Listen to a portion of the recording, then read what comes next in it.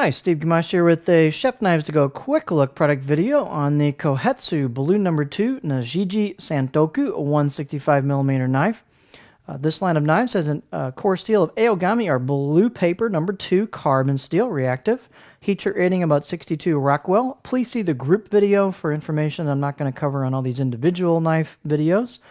The construction is a stainless steel cladding over the top of that blue No. 2 core, and it's a what I would call a rustic Nashiji or pear skin finish. Looks a lot like the Gossen knives, in my opinion, only much less shiny. It's a much more matte finish, and you can see the edge is nicely polished where the core steel shows up, and it really looks nice on these. It's a real nice contrast. The weight on these knives, or this particular one, is 128 grams, 4.5 ounces. The dimensions of weight on these will vary because they are handmade. Each one will be a little different.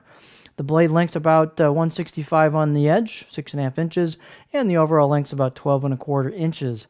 The spine at the heel chin area back here, right, kind of coming out of the handle, is about 3.7, but that thins down pretty quickly and maintains that maybe around 2-ish millimeters or so. And then this one thins out pretty nicely at the tip with the grind. And the tip really works well on this knife. It goes through ingredients quite well. The blade height is about 48.7 back at the heel. And basic oval chestnut plastic ferrule handle. This particular one is much darker because of... I oiled it because I got a little oil on it, so I decided to go ahead all the way with it. So this is one without oil on it. You can just see the difference there. It kind of darkens up actually pretty nicely. Circumference about 3 inches right here at the wah junction here with the ferrule. It feels really good on the knife. It's got a thin neck, so a lot of blade clearance. Balance point right about there on the knife, just about on a pinch grip, maybe slightly behind it. Profile on this knife is pretty classic Nikiri profile, kind of a gentle belly all the way through. Pretty good for a variety of styles. You're not going to have a real long flat spot with this, but there's an example of what it looks like on the board. You don't really slam into a heel, but you do hit the heel at the back end of it. It doesn't have like a reverse arc or curve or belly to it.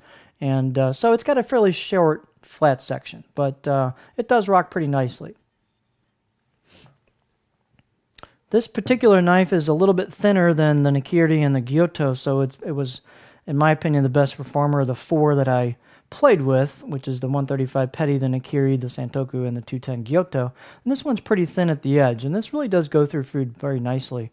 The out-of-the-box edge was kind of so-so, not real sharp, didn't really cut paper towel very well. You'll probably want to sharpen this out of the box, but the good news is it sharpens very easily and gets a screaming sharp edge pretty easily. This one does have a little patina on it just from playing around with various food ingredients as I was using the knife. And overall, I was really satisfied using this Santoku. It's a nice performer, and it's a nice rustic-looking knife without having the reactive cladding. So it's a non-reactive stainless cladding on it. So there you have the Kohetsu Blue No. 2 Nashiji Santoku 165mm knife.